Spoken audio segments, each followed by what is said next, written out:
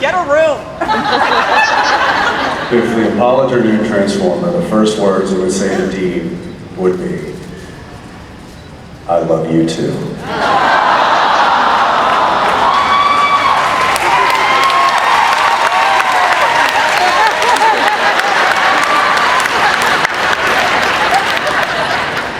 But when you beat up my trunk, that really pissed me off.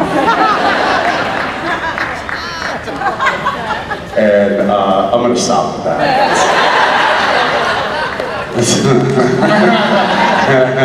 Alright. Obrigado. Obrigado. Hi. Hi, my name is Aileen. I'm from here. Sorry, what was your name? Aileen. Kaylee? Yeah, Kaylee? no, Aileen. Aileen. Yeah. Aileen. It's a weird name. Not alien. I like it. Close. Okay. I just finished my master's. I think the whole show. Already my Congrats. Thank you. So my question is, what is the coolest thing you did where you were like, holy crap, I did that, and it could be from the show or just in general? Oh, cool. The coolest thing I've done where I thought, crap, I did that.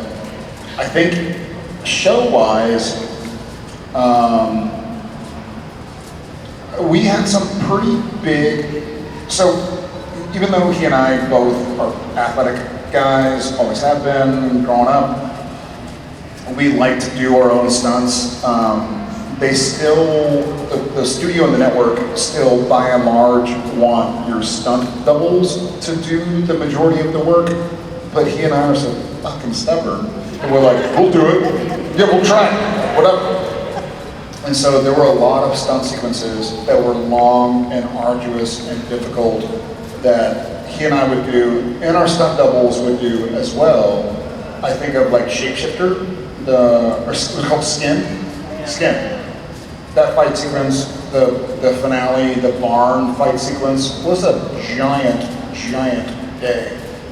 It was 2 days, but the fight scene was like 14 hours, one day, all these movements, the jumping out of the plate glass window, not knowing what was on, we knew what was on the other side, but that was season 5, I think.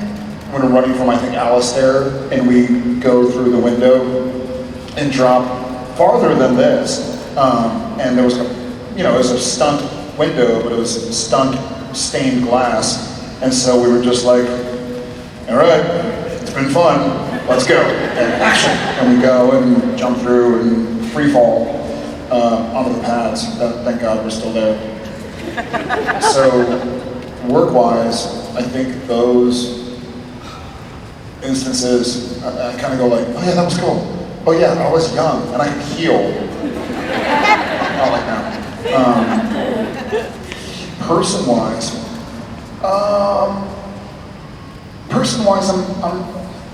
I'm gonna say right now, and all the right nows. I mean, he and I have chatted more times than you probably think about like when we started this show in February of 2005, before like started filming. It was just sort of like, hey dude, maybe the pilot will air on television. Maybe like our parents will see what we're doing for a living. Swear to God. And so then we're gonna go to series and it's like, okay, Wendigo and Hookman and the Phantom Traveler and Dead in the Water, et cetera, et cetera. It's like, cool, maybe we'll get like a season out of this. Maybe like our friends will finally see like what we've been doing for the last several months. And so being here now and being a part of something, not only a show and a project, but a legitimate family where a lot of people in this room have expressed, and not just this room in New Jersey, but this room in Oklahoma City next month, or in wherever we were last month, Boston, et cetera, et cetera, et cetera, where they'll come up and say like, hey, I met my best friend because we met on a supernatural group chat or something. And they'll travel now, and feeling like I'm some part of that, I'm some part of this family, is pretty fucking cool.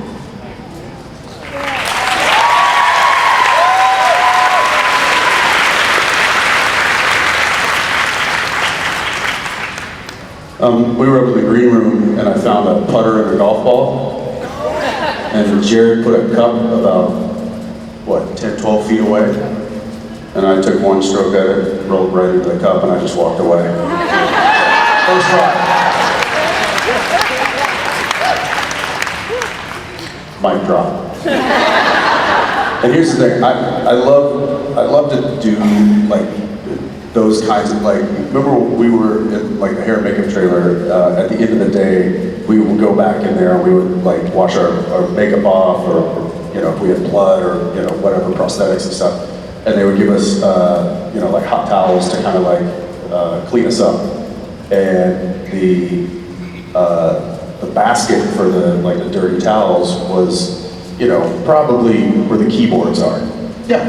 And we would, every night, we would wipe our faces off with these wet towels, and then I'd ball it up, and I'm not kidding, between he and I, we were probably 80 to 90% of the time. We would. By the final seasons, it took a second because you have to wad it up, because otherwise you'll throw it and it opens up in the air like a flying squirrel and it stops. We figured it out. We figured that out. And it's like doing little things like that throughout my day or throughout my life. I've realized that if you have the confidence that you're going to make something, or you're going to do something, you're going to land it, or you're going to kill it, or you're going to whatever it is, it gives you the opportunities to do it. If you don't try, then you never get that satisfaction of. Yeah. And I kind of live for those little moments. And fortunately, I now get to have them in front of my children. And that is the best. So, yeah. Thank you so much. Hi. Hi, my name's Shelly. And first off, I just want to thank you guys for being here. Shelly, you're not from New Jersey, are you? Where are you from? Virginia. Virginia. Okay. Easy. Okay, calm down. Easy. Jesus H. Christ. Okay. That's probably all my family. So my question for you guys is, between your first convention and the conventions now, what is the biggest difference? Other than the amount of people. Gray hair and hangovers. No, you had that back then. You're older than I am. Doesn't show.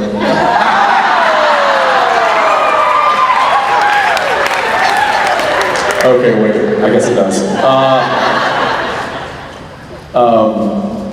Honestly, it kind of goes back to what I was just talking about. I would say the confidence that I think we have now to get up in front of the crowd and speak honestly and authentically to them. I think in the beginning when we were doing these, we were much more guarded, much more like, I don't want to say the wrong thing. We were also like still in it. We were still doing the show, and so this was.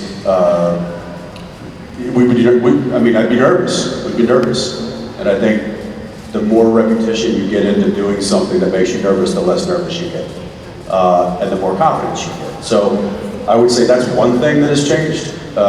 Is just the comfortability that we have getting up here and speaking with you and being honest with you and truthful and authentic and answering questions in a way that we're not kind of like, oh, I don't want to say the wrong thing, or I don't want to, we're pretty good at not saying the wrong.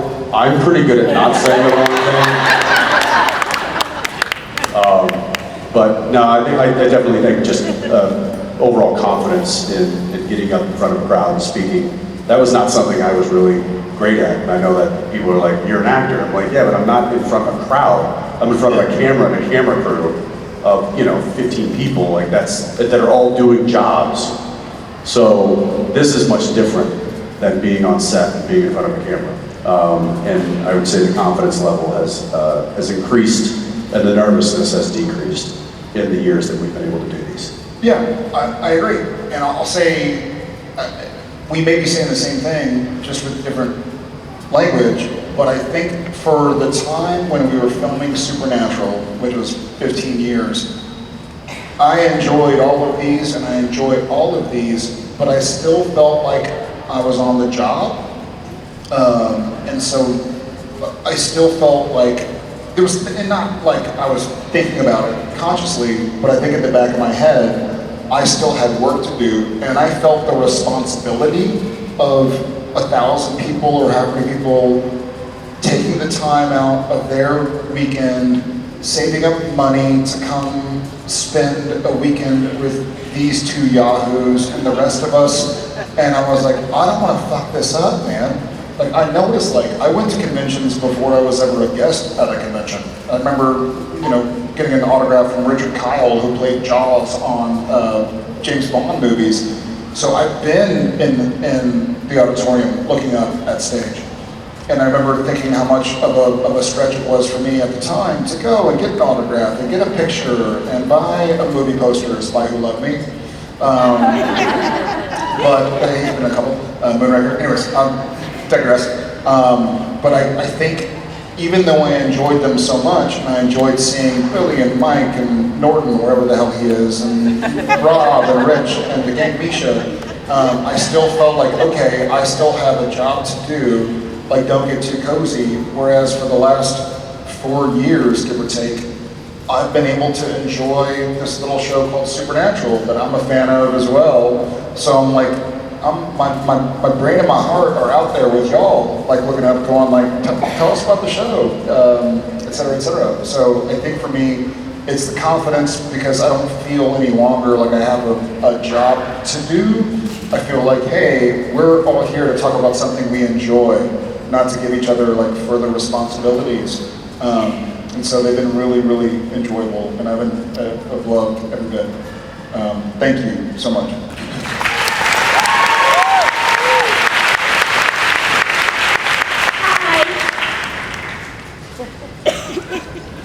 Hi. You good? Oh. Put her in the chair.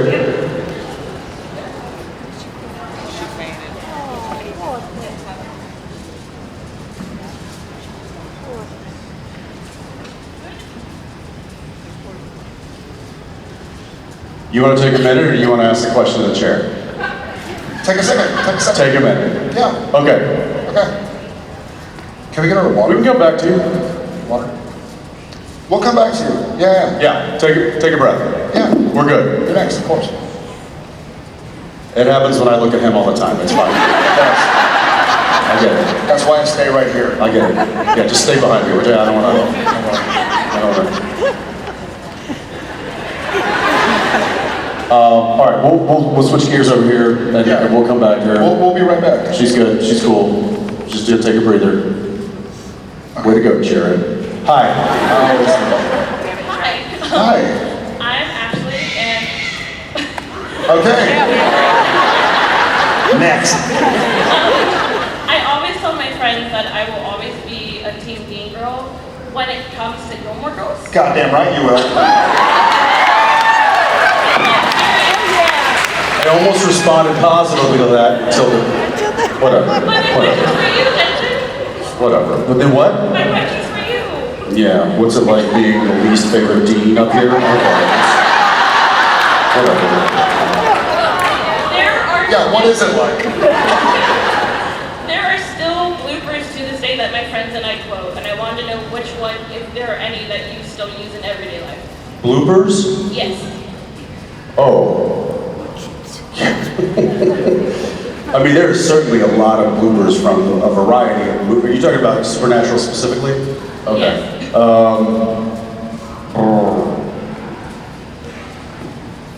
That I use.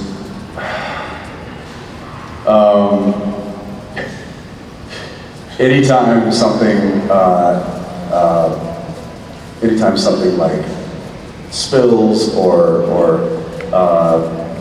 something is shocking or bad happens, I like to, and I don't even think this was on, it might have been on a blooper reel, but it was a moment on the show, and it was French Mistake when the bowl of blood on the back of the couch was sitting there, and Jared was standing closer than arm's reach.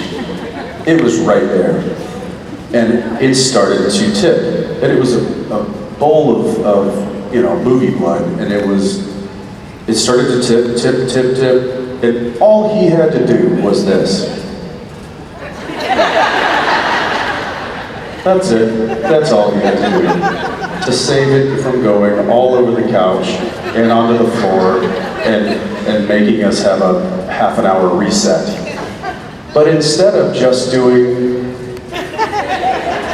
he did this.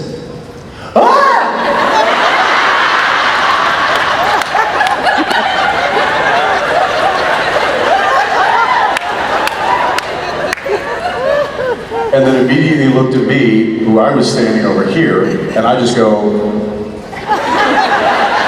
and he goes, I always hoped I wouldn't react like that. So now anytime someone has spilled something or I walk upon something, that it's a bug or a piece of broken glass or whatever it is, I do that now. I was so disappointed in myself. I was disappointed in myself for you. I was like, I always hoped I wouldn't have a friend like that. Yeah, amen. I think I've done the same. Thank you Thank so you. much.